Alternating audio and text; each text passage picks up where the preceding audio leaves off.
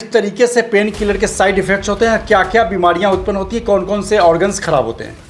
और ये भी हमने प्रूव करा है इसके साथ कि साथ किडनीज भी फेल हो जाती हैं आपकी। और ये ज़्यादातर ओल्ड लोगों में ज़्यादा होता है, लेकिन यंग में भी हो सकता है, कभी भी हो सकता है। जितनी ज़्यादा आप दवाई लोगे उतने आपका ज़्यादा रिस्क है। अब लोग कहते हैं कि भाई मेरे तो घुटने के अंदर दर्द है, मैं कैसे चल लूँ, मैं कैसे सब जगह घूम लूँ घुटने के अंदर। हम कहते हैं थोड़ा चलना शुरू कीजिए। The best effect comes from zero to something. थोड़ा ज़्यादा जितना भी कीजिए, कोशिश कीजिए कि हर रोज़ आप कम से कम 10,000 कदम करें। डॉक्टर साहब, भारत में पेन किलर खाने का चलन बहुत तेज़ी से है। कुछ भी दर्द हो, लोग उसके मर्ज पे नहीं जाते। पेन किलर खा के पैर, हाथ दर्द, पेट सभी दर्द को ख़त्म कर लेना चाहते हैं। ब्रुफेन, आइबुप्रोफेन तमाम पेन किलर की दवाई हैं। आपने पेन किलर की दवाइयों पे बड़ा रिसर्च किया अमेरिका में, तो आप बताइए किस तरीके से पेन किलर के साइड इफ़ेक्ट्स होते हैं, क्या क्या बीमारियां उत्पन्न होती हैं, कौन कौन से ऑर्गन्स खराब होते हैं। ये आपने बिल्कुल ठीक बात करी है कि जो पेन किलर्स आदमी एकदम फटाफट ले लेता है बिना ये देखे उसके मर्ज जाने कि क्यों दर्द हो रही है और क्या हो सकता है उसको ठीक करने के लिए। तो हमने पेन किलर्स पे बड़े सालों से रिसर्च करी है। इन पेन किलर्स एक तरीके के पेन किलर जिनको कहते हैं NSAIDs, non steroidal anti inflammatory drugs. इनके अंदर जैसे आपने कहा ब्रूफेन हो गई, आइबुप्रोफेन, नेप्रोक्सेन, डाइक्लोफेनाक जिसको वॉल्टरेन के नाम से भी जानते हैं। ये बहुत कॉमन दवाइयाँ हैं, दुनिया की सबसे कॉमनली यूज पेन किलर्स ये हैं। और हमने ये प्रूव करके रखा है कि ये इन दवाइयों से सीरियस लाइफ थ्रेटनिंग कॉम्प्लिकेशंस हो सकती हैं, जैसे कि स्टमक के अंदर ब्लीडिंग हो सकती है, अल्सर्स हो सकते हैं। और ये भी हमने प्रूव करा है इसके साथ कि साथ किडनीज भी फेल हो जाती हैं आपकी। और ये ज़्यादातर ओल्ड लोगों में ज़्यादा होता है, लेकिन यंग में भी हो सकता है, कभी भी हो सकता है। जितनी ज़्यादा आप दवाई लोगे उतने आपका ज़्यादा रिस्क है। तो हमने ये कह के रखा हुआ है अमेरिका के अंदर, use the smallest dose for the shortest period of time.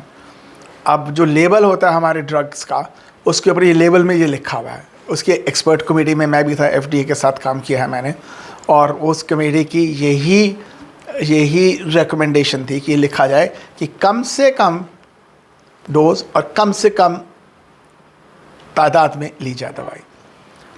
और हमने ये भी प्रूव कर रखा है एक्सरसाइज के साथ कि जैसे जिन लोगों को आर्थराइटिस होता है, आर्थराइटिस के लिए बहुत ये कॉमनली यूज मेडिसिन हैं। हमने ये प्रूव कर रखा है कि अगर आप एक कुछ व्यक्ति ऐसे लो जो दवाइयाँ लेते हैं, और कुछ व्यक्ति वैसे ही लो जो दवाइयाँ नहीं लेते लेकिन नेचुरल ट्रीटमेंट्स लेते हैं। नेचुरल ट्रीटमेंट मतलब डाइट आपका चेंज करते हैं और आपको एक्सरसाइज कराते हैं। We make you walk, simple activities. So the people who do the natural therapy do better than people who take medicines. उनकी पेन कम होती है। अब लोग कहते हैं कि भाई मेरे तो घुटने के अंदर दर्द है, मैं कैसे चल लूँ, मैं कैसे सब जगह घूम लूँ घुटने के अंदर। हम कहते हैं थोड़ा चलना शुरू कीजिए। The best effect comes from zero to something. कुर्सी पे बैठे थोड़ा उठ के थोड़ा भी चले, कुछ भी कदम चलें, इट मेक्स इट बेटर। फिर लोग कहते हैं कि भाई जो लोग भागते हैं उनकी तो आर्थराइटिस ज़्यादा होनी चाहिए क्योंकि उनके घुटने ज़्यादा यूज़ होते हैं।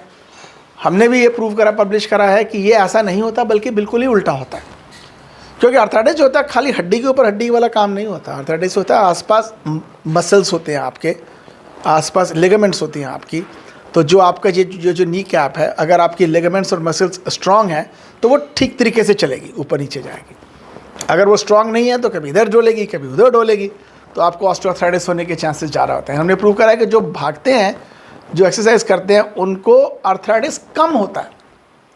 अच्छा, और एक सबसे कमाल की बात यह है, वो तो चलिए आप मानते हैं, चलिए ठीक है, अगर आप एक्सरसाइज करेंगे आपको घुटने का दर्द कम होगा, आपको हिप का दर्द कम होगा।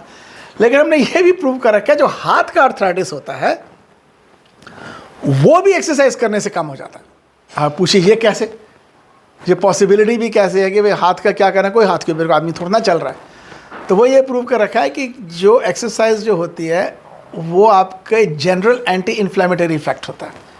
तो जनरल एंटी इन्फ्लेमेटरी इफेक्ट सारे बॉडी के अंदर जाता है, सारे बॉडी के अंदर। वो आपकी मेटाबॉलिज्म इंक्रीज़ करता है, आपके जो ग्लूकोज को आपको निकालता है, आपका फैट्स कम करता है, एडिपोसाइट्स के ऊपर असर करता है, और एंटी इन्फ्लेमेटरी केमिकल्स प्रोड्यूस करता है। तो सारी बॉडी के ऊपर असर होता है, यहाँ तक कि हाथ का भी आर्थराइटिस कम हो जाता है। तो मैसेज ये है, उठिए कुर्सी से और चलना शुरू कीजिए।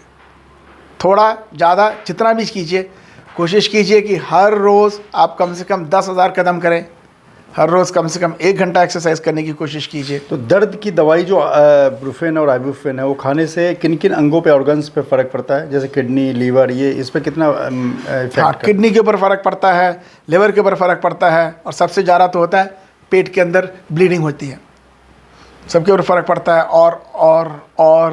और इनको कम से कम मात्रा में लेना चाहिए।